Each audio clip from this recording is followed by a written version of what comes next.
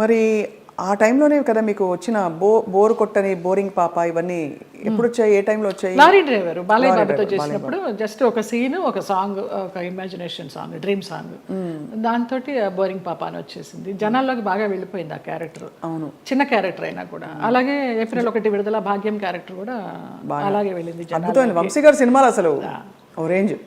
అవును. ఏ డైరెక్టర్తో మీరు వర్క్ చేసినప్పుడు మీకు హాయిగా అనిపించేది, అంటే ఇది కదా నాకు ఇష్టమైన వాతావరణం అని? చాలా మోస్ట్లీ ఈవీవి సత్యనారాయణ గారు అలాగే ఉండేదమ్మా, జంజాల గారు అలాగే ఉండేవారు, వంశీ గారు అలాగే ఉండేవారు, మోహన్ గాంధీ గారు అలాగే ఉండేవారు, కోదండరామరెడ్డి గారు అలాగే ఉండేవారు. చాలా ప్లెజెంట్గా మన శరత్ గారు వంశోద్ధారకుడు, వంశానికి ఒకడు అవన్నీ చేసి సాయంత్రం 6 అయిందంటే నేను, వైవిజయ, అన్నపూర్ణమ, శ్రీలక్ష్మి మేమంతా ఒక బ్యాచ్ ఉండేవాళ్ళం సినిమాల్లో. ఒక టైంలో అందరం ఉండేవాళ్ళం, అన్ని క్యారెక్టర్స్ ఉండేవి. ప్యాకప్ ఎప్పుడు అంటే ఆ శరత్ గారు విసుకొని దుబ్బేయండి అనేవారు. రేపు చేసుకుంటాలి మీ క్లోజులు వెళ్ళిపోండి అనేసి. అలాగా రాఘవేంద్రరావు గారి దగ్గర, అందరి దగ్గర ఒక్కొక్క డైరెక్టర్ ఒక్కొక్క గురువు అంతే. ఎవరి దగ్గర ఏం నేర్చుకోవాలి, ఒక డిసిప్లినా, ఒక సిస్టమేటిక్గా, ఒక యాక్టింగ్గా. బాపు గారిని సార్ ఎలా చేయమంటారు, మీరు చేయండి అమ్మా, నాకు కనుక అది సరిపోలేదు అనుకుంటే నేను చెప్తాను, నేను ఇంప్రూవ్ చేస్తాను, లేకపోతే మీరు చేసిందే చాలు నాకు అంటారు మహానుభావుడు. చెప్పారండి. విశ్వనాథ్ గారు అయితే అన్నీ చేసి చూపిస్తారు. విశ్వనాథ్ గారితో చేసిన సినిమాలు నేను శృతిలయలు, స్వయం కృషి లాస్ట్లో చిరంజీవి గారికి చరణ్ రాజ్కి ఫైట్ అప్పుడు స్వయం కృషిలో మంచి వెన్నెల ఇప్పుడు మగువా మనకు పంచబాణుని కేళి బాగుగా గూడుండ మగువా మగువా ఆ సాంగ్. బట్ మంచి సాంగ్. శేషు మాస్టర్ గారు కొరియోగ్రాఫరు. చిరంజీవి గారు ఫైట్ చూస్తారు కానీ జయలలిత సాంగ్ ఎవరు చూస్తారు అక్కడ? అలాగా ఆ క్లాసికల్ సాంగ్ అలాగ అయిపోయింది అనమాట. స్వరాభిషేకం శ్రీకాంత్ గారు ఆయన అన్నదమ్ములుగా చేసింది, అది చేశాను ఏవిఎస్ గారి భార్యగా. మంచి క్యారెక్టర్స్ పడ్డాయి యాక్చువల్లీ, గుర్తుండిపోయే క్యారెక్టర్స్. జంజాల గారిది చంటబ్బాయి, విచిత్ర ప్రేమ, పెళ్లి గోల, ఓహనా పెళ్ళంట. కానీ ఆ వ్యాంప్ క్యారెక్టర్ డాన్సులు కానీ వచ్చినప్పుడు మీకు ఇష్టం లేని బట్టలు వేసుకున్నారు ఎప్పుడు? అన్నీ పొట్టి బట్టలు వేసేసుకుని నుంచునే వాళ్ళము. మేకప్ మ్యాన్లు స్టాకిన్స్ ఉండేవి కదా అప్పుడు మాకు, మొత్తం గోడకి సున్నం కొట్టినట్టే కొట్టేవారు. ఇలా ఉన్నా కూడా కొంచెం ఎక్కడెక్కడ ప్యాచెస్ ఉన్నాయో, మోకాలు అవి ప్యాచెస్ ఉన్నాయని మొత్తం పెయింట్ కొట్టి అలా నుంచునే వాళ్ళం బొమ్మలాగా. ఏం కలిగేది కాదు, అలవాటైపోయింది. నేను ఆ డ్రెస్ వేసుకొని కూర్చున్నా కూడా మా అసిస్టెంట్ తీసుకొచ్చి టవల్ కప్పేవాడు. తీసి పారే, ఇది కప్పుకున్న దగ్గర నుంచి వాళ్ళకి ఆత్రం ఏముంది లోపల అని. ఇది మూసినంత వరకే కదా ఆత్రం, ఇది తెరుచుకుంటే ఏముంది తీసి పడేసేదాన్ని. మళ్ళీ షార్ట్కి తీయాలి, అప్పుడు విచిత్రంగా చూస్తూ ఉంటారు. మనకి షార్ట్ కాన్సన్ట్రేషన్ ఉండదు. ఇప్పటి నుంచి ఇలాగే కూర్చుంటా. మానవ నైజం. అండ్ అందులో మీలాంటి ఒక స్త్రీ, అంటే ఇంత కష్టం చూసిన స్త్రీ ఎంత దెబ్బతిన్నా కూడా నేర్చుకోకుండా మళ్ళీ ప్రేమలో పడడం సహజం. సో మళ్ళీ అలా పడ్డారా? అంటే పడలేదా? భగవంతుడు నన్ను రక్షించాడు. కానీ ట్రై చేస్తుంటారు కదా చాలా మంది, అంటే ప్రేమలో పడ్డానికి ఎవరు ట్రై చేయలేదమ్మా. ఉంచుకుంటామని, మళ్ళీ రెండో పెళ్లి చేసుకుంటామని.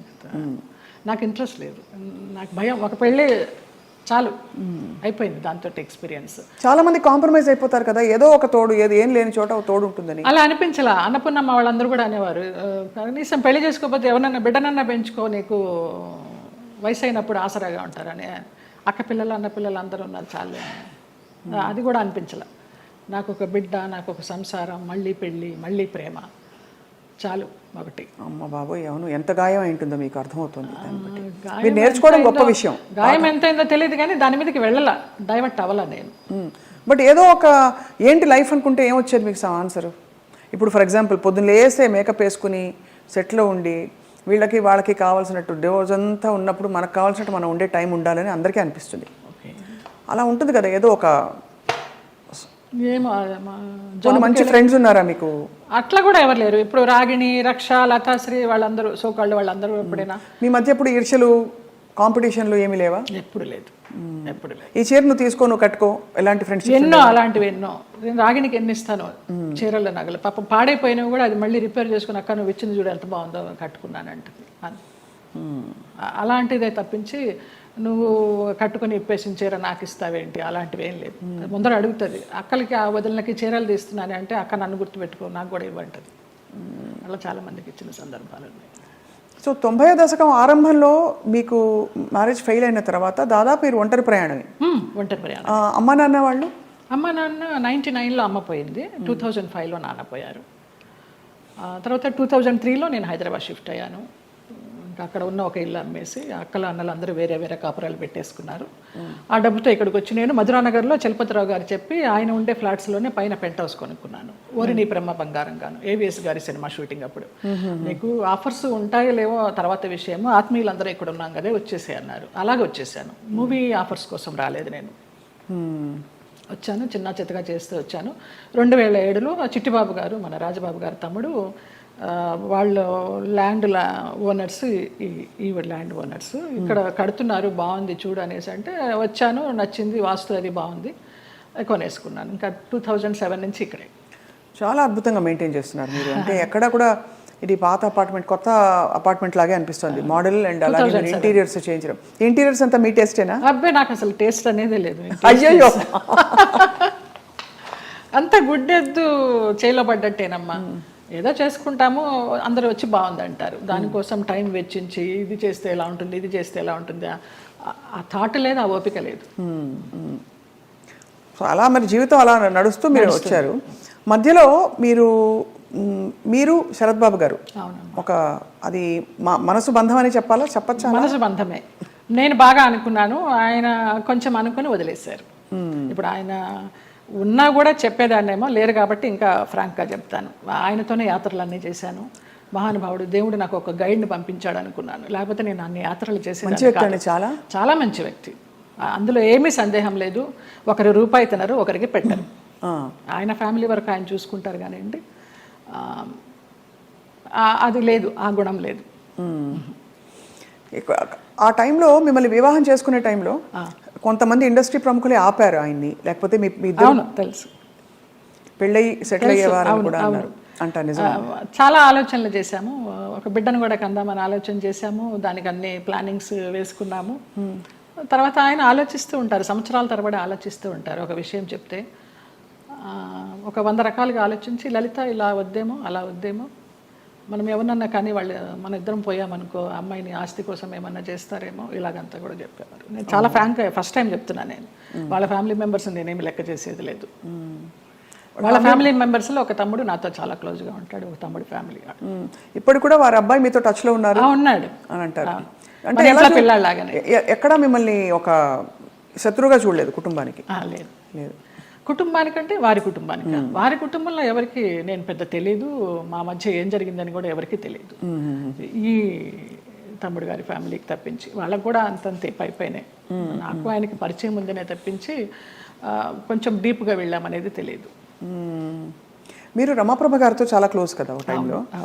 రమాప్రభ గారు శరత్ బాబు గారిని చాలా విమర్శించేవారు, చాలా ఇంటర్వ్యూలో బహిరంగంగా తిట్టారు. ఎందుకు మీ దృష్టిలో ఎందుకు ఇంత మంచి వ్యక్తి అని మీరు చెప్తున్నారు? మీ మనసుతో చూస్తే అవును కదా కరెక్ట్ అనిపిస్తుంది. ఎందుకంటే మీరు ఎవరిని అసలు మిమ్మల్ని హాని చేసిన వాళ్ళనే మీరు జడ్జి చేయని వ్యక్తి.